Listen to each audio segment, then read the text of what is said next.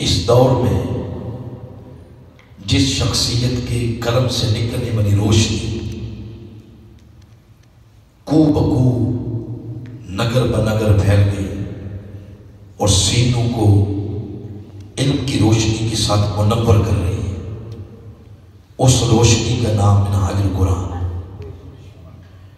حضور شیخ الاسلام ڈاکٹر محمد طاہر القادری مدحض اللہ علیہ،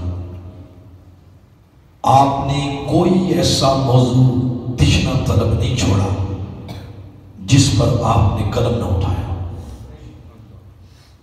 فلسفہ معراج النبی کے نام سے ایک ضخیم کتاب لکھی ہے، ہر ضرورت کو وہ پورا کرتی ہے۔ اس کا جو پہلا چیپٹر ہے اس میں حضور شیخ الاسلام نے معجزہ کی تعریف کی کہ معجزہ کسے کہتے ہیں۔ وہ فرماتے ہیں کہ معجزہ حضرت امام راغب اصفہانی جو لغت کے بہت بڑے امام ہیں، انہوں نے معجزہ کی تعریف کی کہ معجزہ کا لفظ یہ عجز سے نکلا ہے، عجز سے نکلا ہے معجزہ۔ اس کا معنی ہے کہ ایسا کام، ایسا عمل جس کو سمجھنے سے عقل عاجز آ جائے، جو عقل میں نہ آ سکے، انسانی عقل اس کو سمجھنے سے قاصر ہو، عاجز ہو، اس کو کہتے ہیں معجزہ۔ جب معجزہ انسانی عقل میں آ ہی نہیں سکتا تو پھر اس طرح کی بات کرنا یہ ان پڑھی پر دلالت کرتا ہے اور بیوقوفی پر، کہ کوئی یہ کہتا پھرے کہ 1.25 لاکھ انبیاء چھوٹی سری مسجد اقصی میں جمع کیسے ہو۔ پھر اس طرح کی باتیں کرنا یہ کم عقلی پر دلالت کرتی ہے۔ معجزہ کی تعریف یہ ہے کہ وہ انسانی عقل میں نہیں آ سکتا، انسانی عقل اس کو سمجھنے سے قاصر ہے، عاجز ہے، اس لیے اس کو کہتے ہیں معجزہ۔ معجزے کی ضرورت کیوں پیش آتی ہے؟ معجزے کی ضرورت اس لیے پیش آتی ہے کہ جس قوم میں وہ نبی پیدا ہوئے، وہ رسول پیدا ہوا، اس قوم کو، اس امت کو اللہ کے حکم سے جب وہ توحید کی دعوت دیتا ہے،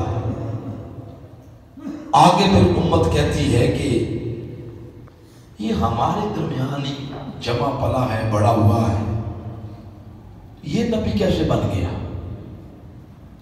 پھر بڑے بڑے جاگیردار، سرمایہ دار، وہ جب یہ دیکھتے ہیں کہ کہیں ایسا نہ ہو کہ ان کی ایک پوری جماعت بن جائے اور ہماری جاگیرداریاں اور سرمایہ داریاں وہ خطرے میں پڑ جائیں گی، وہ پھر پراپوگنڈا کرتے ہیں کہ یہ انہی گلی محلوں میں پڑا بلا ہے، جمع جنا ہے، اور ہماری طرح کھاتا پیتا اور کہتا ہے میں نبی، اور اس کی طرف بلا رہا ہے جس کو ہم نے دیکھا ہی نہیں۔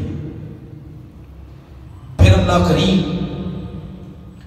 اپنے نبی کے ہاتھوں سے کوئی ایسا کام کرواتا ہے جو خارق العادت کام ہوتا ہے، عادت میں ایسا ہوتا نہیں۔ مثلا آگ کا کام کیا ہے؟ بولیں، آگ کی عادت ہے جلانا۔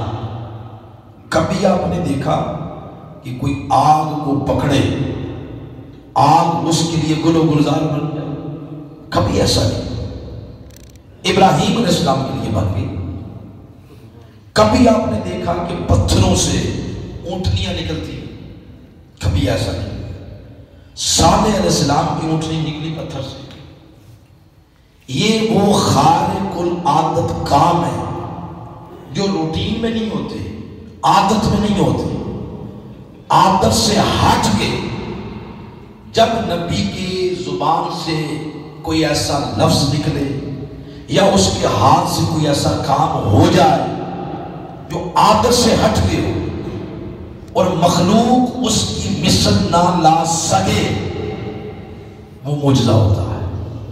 بولے کیا ہوتا ہے؟ پھر قوم پوچھتی ہے کہ یہ کام ہم نہیں کر سکتے، آپ نے کیسے کر دیا؟ یہ وہ وقت ہوتا ہے جس وقت کی تلاش میں نبی ہوتا ہے، اور اس وقت پھر وہ لوگوں کی توجہ اپنے مالک کی طرف مبذول کراتا ہے. وہ فرماتا ہے کہ یہ جو کام میں نے کیا ہے یہ وصف میرا نہیں، یہ ساری عطا ہے، فضل ہے اور شراب کا جس رب کی طرف میں تمہیں دعوت دے رہا ہوں. پھر رب کی جو وحدانیت کا پیغام ہے، توحید کا پیغام ہے، اس کو قبول کرنے میں لوگوں کے لیے آسانی پیدا ہو جاتی ہے، توحید کے پرچار میں سہولت ہو جاتی ہے معجزے کی وجہ سے. اب اگر قرآن پاک اگر مطالعہ کریں، اس میں 25 انبیاء کے نام ہیں. کتنے؟ 25. بیشتر نبیوں کی معجزات بھی ہیں. نوح علیہ السلام کا، زکریا علیہ السلام کا، ابراہیم علیہ السلام کا، یونس علیہ السلام کا، موسیٰ علیہ السلام، عیسیٰ علیہ السلام، داؤد علیہ السلام، بے شمار نبیوں کے اس میں معجزات کا ذکر بھی ہے. کبھی آپ پڑھنا چاہیں، صرف مثال کے طور پر 3 نبیوں کے معجزات مختصر سناتا ہوں تاکہ موقف مضبوط ہو جائے.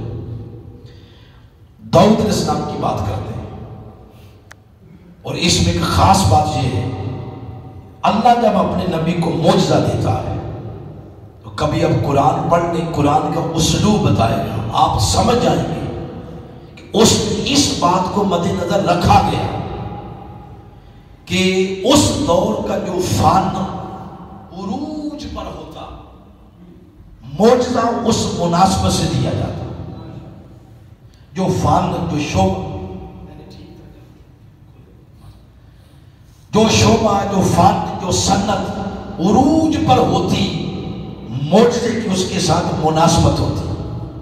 مثلا کبھی آپ سورہ سبا کو پڑھیں. کون سی سورہ؟ 34 نمبر سورہ ہے. اس کی آیت نمبر ہے 10 اور 11. داؤد علیہ السلام کی بات ہوئی، ان کی قوم کی بات ہوئی، ان کی امت کی بات ہوئی. داؤد علیہ السلام کے زمانے میں جو فن عروج پر تھا، اور ہر بندے کی کوشش ہوتی کہ یہ میں فن سیکھوں. جیسے آج کل ہر بندے کی کوشش ہے میں کمپیوٹر میں BSc کروں اور MSc کروں، کیونکہ ٹیکنالوجی کا دور ہے. اس دور کا جو فن عروج پر تھا وہ تھا لوہے سے نت نئے ہتھیار بنانا. کس سے؟ لوہے کے نت نئے ہتھیار. اور ہر بندے کی کوشش ہوتی کہ میرا بچہ، میرا بھائی، میرا بھتیجا، میرا بھانجا یہ فن سیکھے. اور جس کو اس فن میں مہارت ہوتی اس کے بارے میں یہ سمجھا جاتا کہ بندہ تو یہ جس کے ہاتھ میں اتنا بڑا فن آ گیا. پھر بڑی بڑی فیکٹریاں تھیں، بھٹیاں تھیں اور کارخانے تھے، انجینئر تھے، لوہار تھے.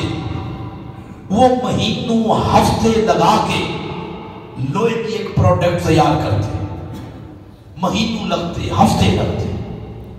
اللہ نے اسی مناسبت سے داؤد علیہ السلام کو معجزہ دیا. کبھی آپ پڑھیں آیت نمبر 10 اور 11. فرمایا وَأَلَنَّا لَهُ الْحَدِيدِ. یہ داؤد علیہ السلام کی بات ہو رہی ہے.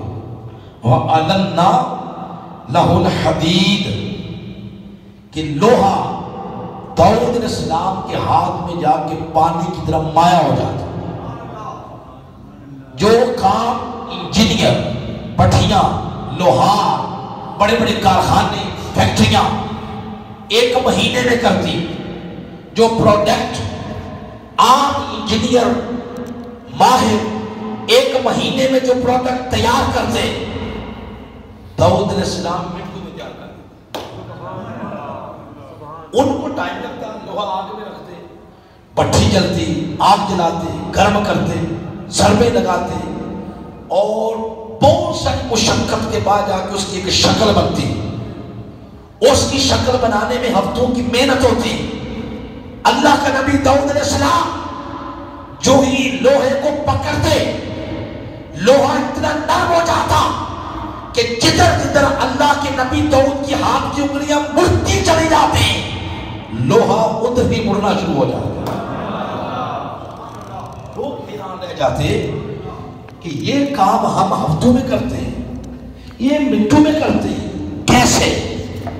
جب پوچھتے تھے کیسے، یہ وہ موقع ہوتا جب اللہ کا نبی لوگوں کی توجہ اللہ کی طرف لے کے جاتا، کہتا لوگوں